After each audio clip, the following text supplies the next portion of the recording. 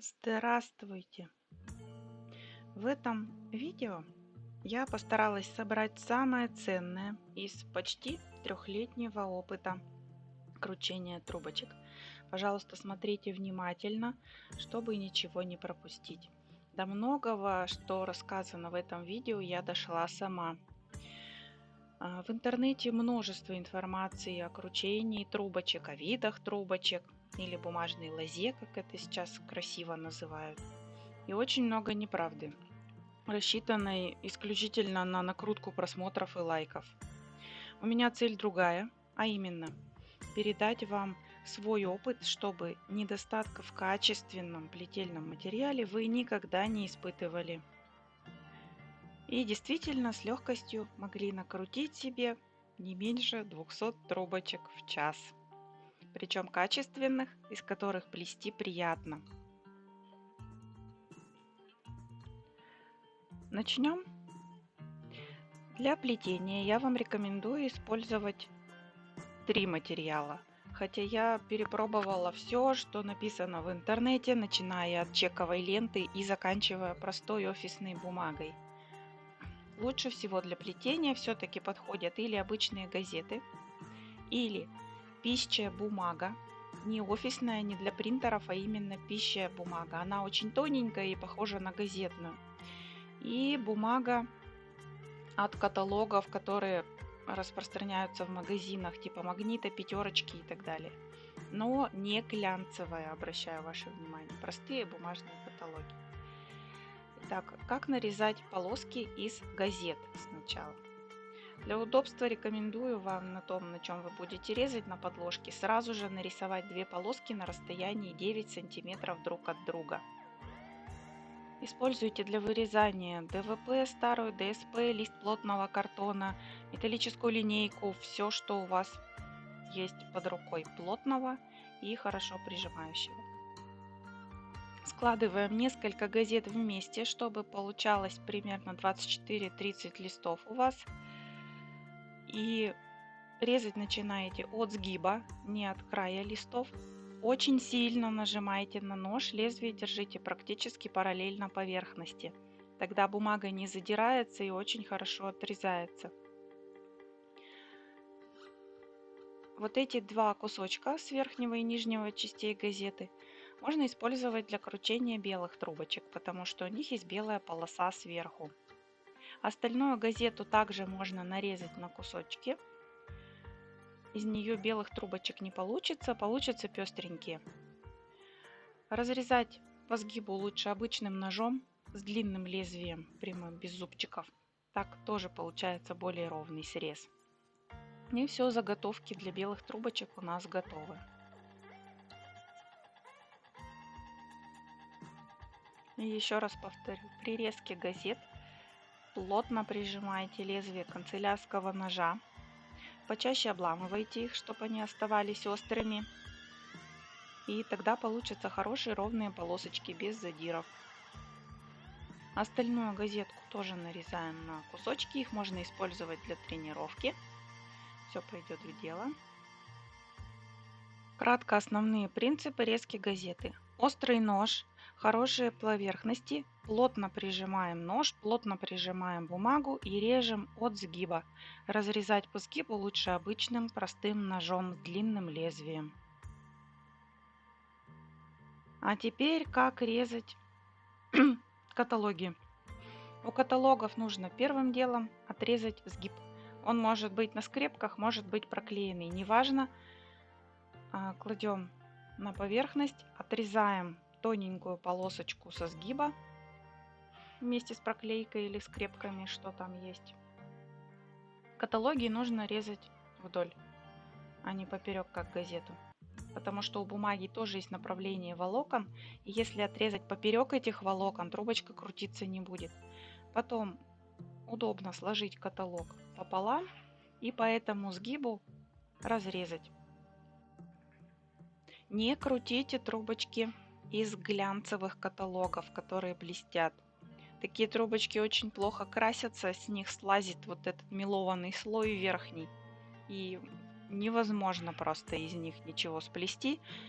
нормального, не помучившись как следует. Поэтому используйте простые, не мелованные каталоги. Теперь начнем крутить трубочки. Самое важное.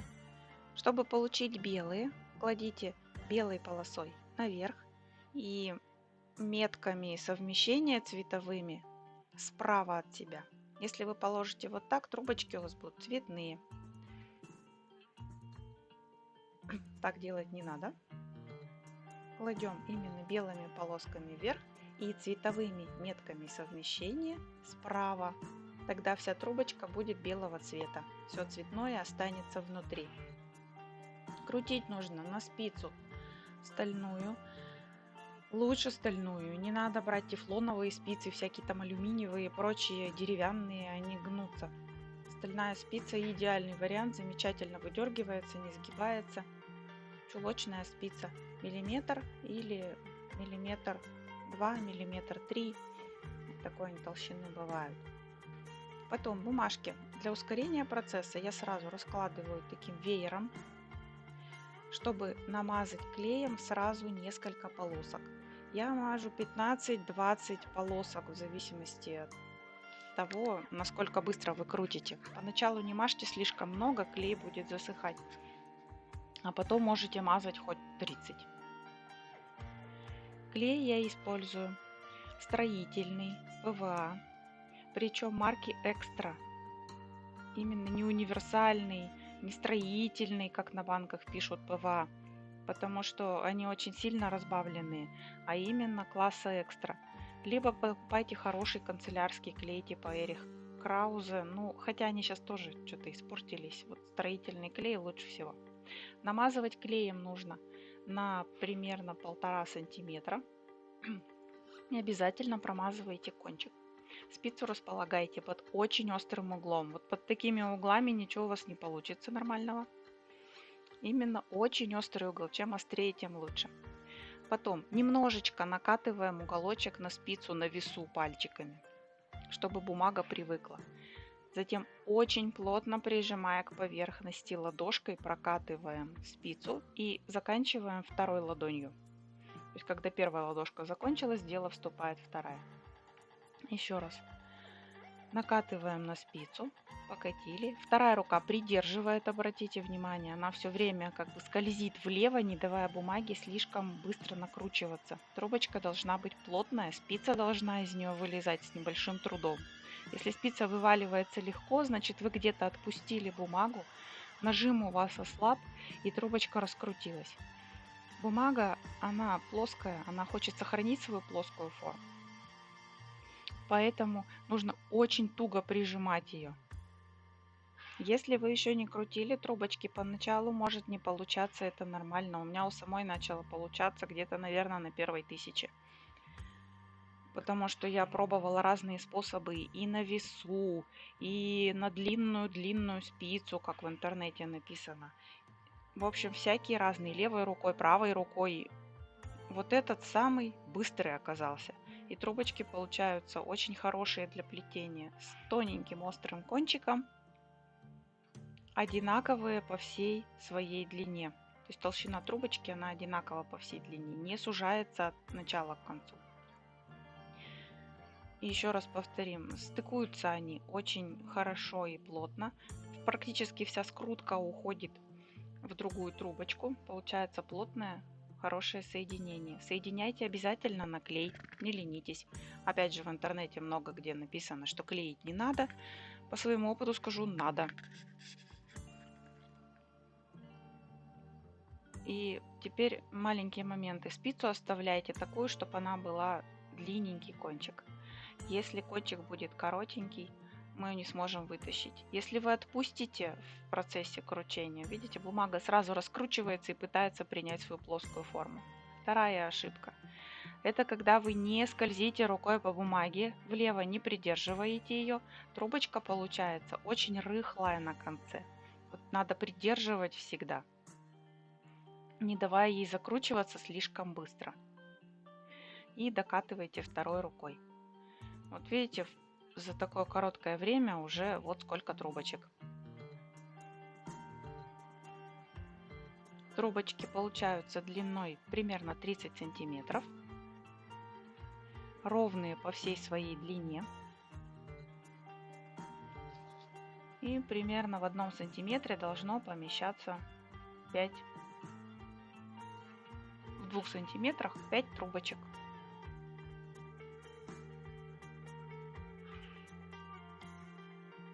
Если так, то все сделано замечательно, и плести будет удобно и легко. Они будут легко наращиваться.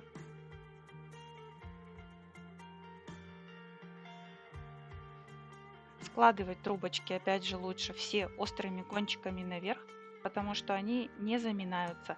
Если вы их будете хранить в баночке в какой-то, то ставьте острыми кончиками вниз. Теперь как крутить из каталогов?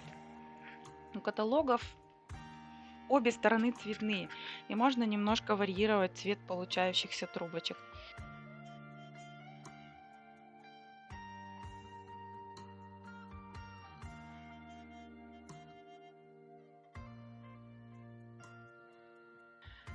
Вот, смотрите, сейчас мы скатали. Та картинка, которая у нас была снизу и сверху, та и оказалась наверху. То есть сейчас я хочу, чтобы у меня трубочка была с красным началом, а все остальное было коричневое.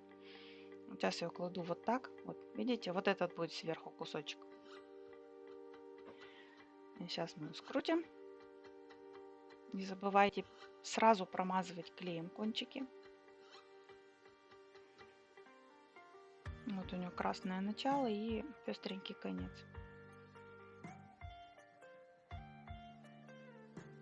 Трубочки из каталогов получаются чуть-чуть покороче, чуть-чуть потоньше.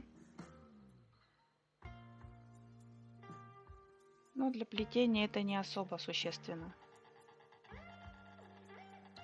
То есть тут, видите, в 1 сантиметре умещаются 3 трубочки. Теперь как крутить из пищи и бумаги. Я вам рекомендую крутить из половинки листа все-таки. Хотя для тренировки и для экономии материала можете попробовать крутить из 1/3 листа. Если будете резать, режьте точно так же на поверхности несколько листов сразу. Я сейчас показываю, как можно делать ленивый такой способ. Тут, конечно, 200 штук в час не получится, будет гораздо меньше. Но, тем не менее, попробовать можно. Бумага должна быть тоненькая. Пищая она называется или потребительская. Плотностью от 65 грамм и меньше. 65-45 идеально. Точно так же намазываем предварительно клеем все полосочки, которые собираемся крутить. И еще раз основные моменты. Спица стальная, жесткая, тонкая. Кладем под очень острым углом. Начинаем катать одной ладошкой, второй придерживаем и докатываем.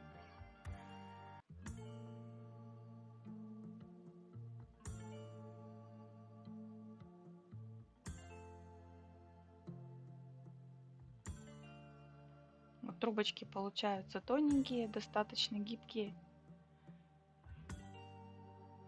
Ну а сейчас основные ошибки при катании, которые могут быть.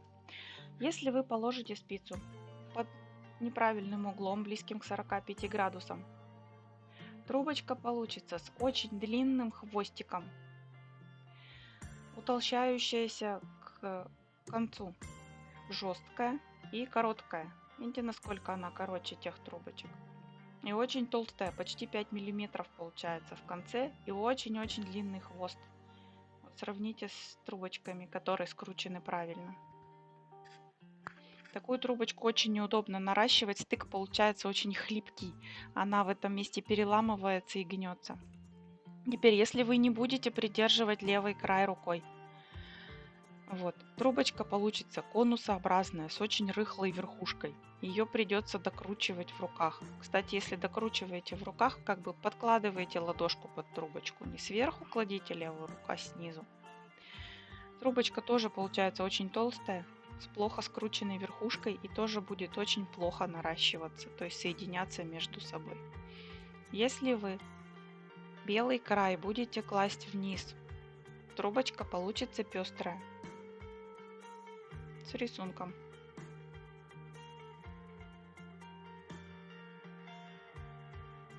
Если положите слева метками совмещения, то тогда у трубочки получится разноцветный кончик.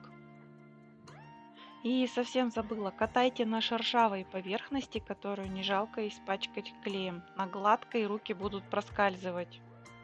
Это может быть клеенка, старые виниловые обои, что-то шершавое и то, что не жалко измазать клеем.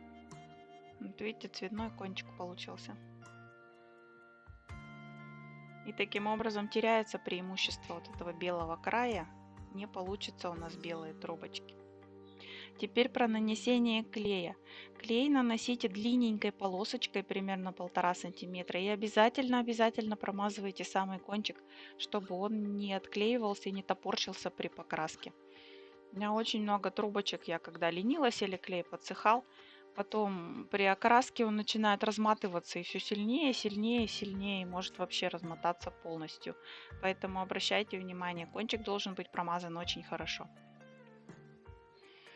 Спасибо. Если что-то непонятно, спрашивайте в комментариях снизу. Буду отслеживать и отвечать по возможности быстро.